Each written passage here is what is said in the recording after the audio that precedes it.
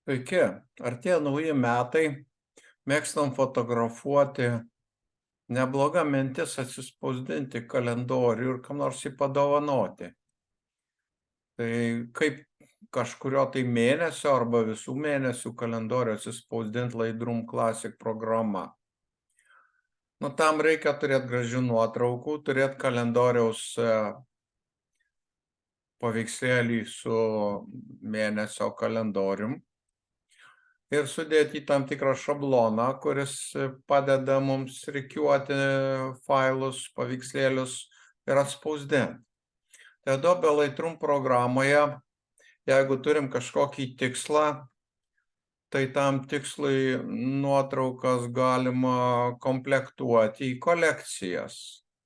Tai tas gražiasias nuotraukas, kurios tinka kalendoriui, mes padėsim į tą kolekciją ir importuosim parsisiųstus failus pačio kalendoriaus ir reikės dar importuoti ir spausdinimo šabloną. Aš pažiūrėjau, kad galima rasti jau sukurtų, pavyzdžiui, AdWeaver toksai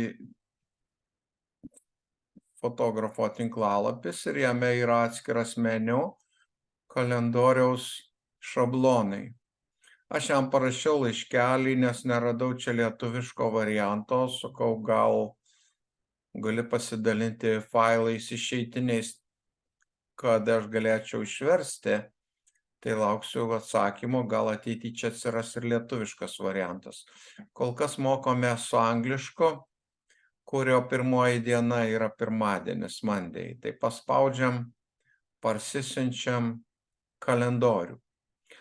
Taip pat parsisiųsim A4 ir A3 Lightroom templates failą, parsisiunčiam, jį išsipakuosim. Kaip pakuot aš jau dabar čia nerodysim, aš jau išsipakavęs. Galima Lightroom templates irgi parsisiųsti, ten dar įvairesni šablonai.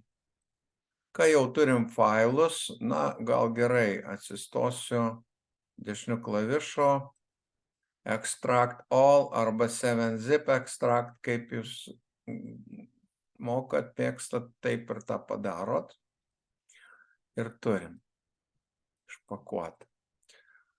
Dabar einam jau į Lightroom programą ir importuokim tos kalendoriaus failus. Tai spaudžiam Import.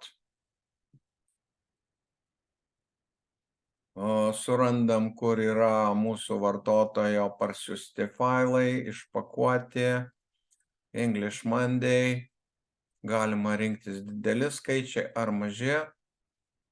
Aišku, aš renkuosi didelius, pagal amžiaus normas jau reikia didelių.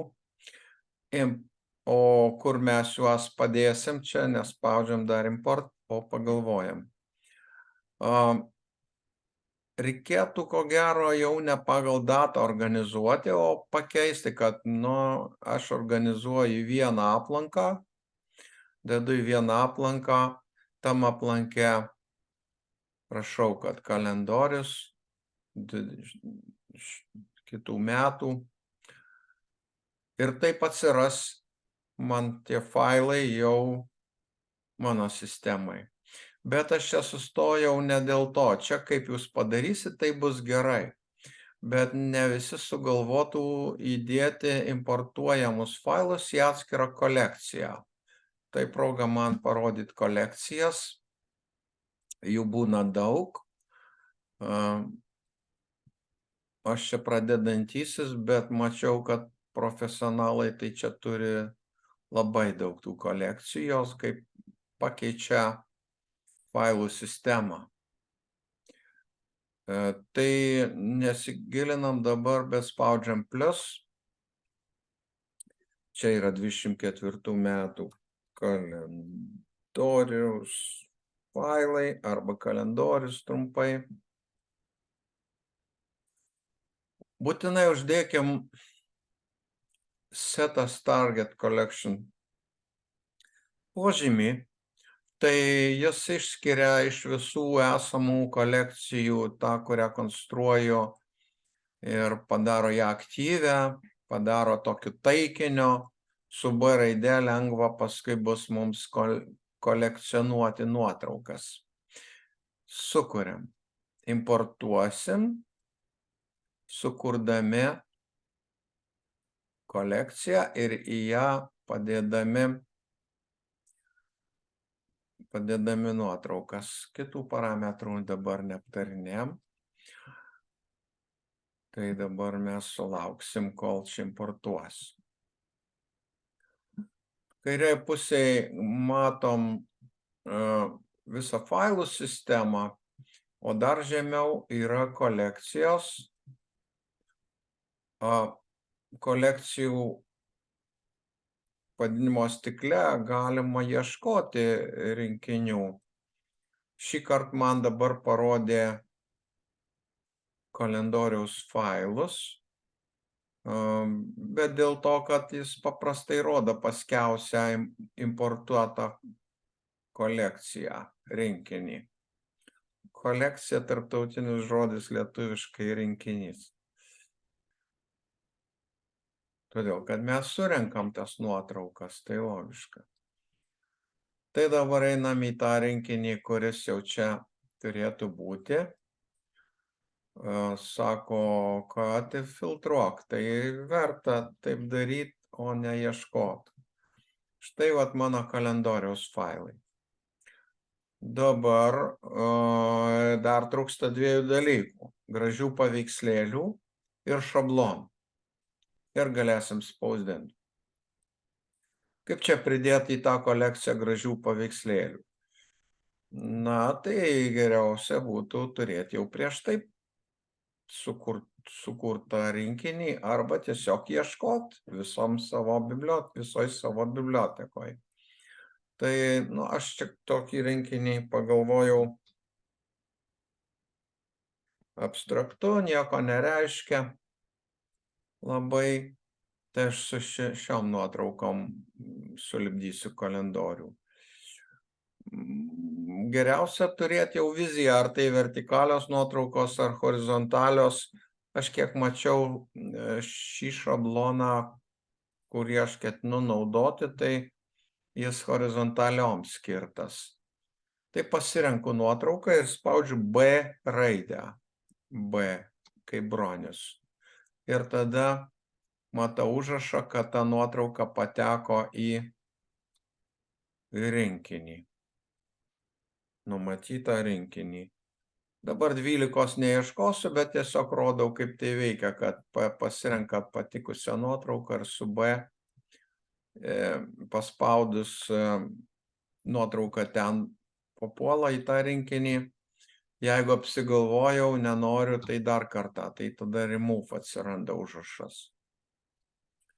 Reiškia, jos nebus.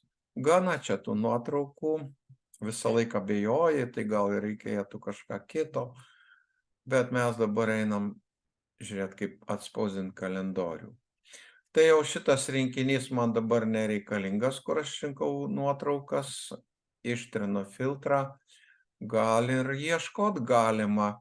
Patogu, kad dešiniu klavišu mes galim kalendorių pasižymėti. Add color label ir pavyzdžiui mėlynas. Tai man bus lengva čia pamatyti, kai reikia, kad galiu. Dabar atėjo laikas spausdint, tai kraustomės į spausdinimo modulį. Čia jau spausdinimo modulyje mes galim ieškoti template browser ir čia žiūrėti, kokių yra tų spausdinimų šablonų. Vat galim keletą nuotraukų atsispausdinti, jeigu mes jas norim platinti, susikarpyti į vieną lapą ir paskui pasidalinti. Visokiausių čia yra tų šablonų, patyrinėkim, bet dabar kalendoriaus šabloną mes parsisiuntėm, tai į user templates arba galim susikurti savo atskirą aplanką.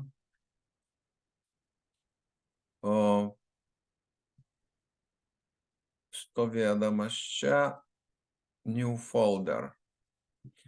Ar galbūt geriau ant User Template stovint New Folder. Ir naujas bus kalendoriaus šablonai. Aha, šalia atsirado toks aplankas ir mes dešiniu klavišu importuojam tai, ką parsisiuntėm. Mes parsisiuntėm į parsiųstus. Lightroom šablonai arba 4A3 Lightroom šablonai. Tai aš renkuosi čia. Galima visus pasižymėti su Ctrl A, pavyzdžiui, Command A, jeigu kas naudoja Apple. Žodžiu, visus pasižymėm ir import. Jau dabar aš turiu kalendoriaus šablonus ir pasirenku. Tarkim, vienas mėnuo telpa ir vienas paveikslėlis. Gal jums patiks 3 mėnesiai, tai tada galima sudėlioti. Kokie norit mėnesiai, gali būti nebūtinai nuo sausio pradėti galima, kadangi jūs patys šeimininkai šito spausdinimo, tai galima pradėti nebūtinai nuo sausio, kartais pavėluoji, tai nuo kovo. Dabar aš renkuosi, kaip aš sumanęs, ir tada įkeliu kokį nors paveikslėlį ir failą. Jau galim spausdinti, bet page setup pasitikrinkit, ar čia tikrai yra A4. Mano atveju vat ir nebuvo. Tai A4, spausdintuvas, ok. Jau dabar paspausčiau print ir spausdintume į popierių. Kartais printer paspaudus dar čia gali reikėti kažką taip pasirinkti kitaip, ar juodraštis, ar švarraštis, ar lėtai kokybiškai, ar greitai, bet taupant dažus. Sekantį mėnesį aš nežinau, kaip iš karto visus čia reiktų atspausdinti. Ko gero taip ir sugalvota, kad atspausdinai, tada ėmė kitą lapą, sudėlyt čia ištrinu ir įsikeliu kitą mėnesį. Kaip matot, šablono nėra, tai nu ką, tada vėl pasirenkam šabloną. Jau dabar aiškėja, kad čia nieko ypatingo nėra, tiesiog patogiai išdėstomos nuotraukos ir mes galim atsispausdinti. Tai naudokim, dovanokim draugams savo hobio rezultatus, kaip čia pasakyti. Pasidalinkim tuo, ką kuriame. Iki kito karto.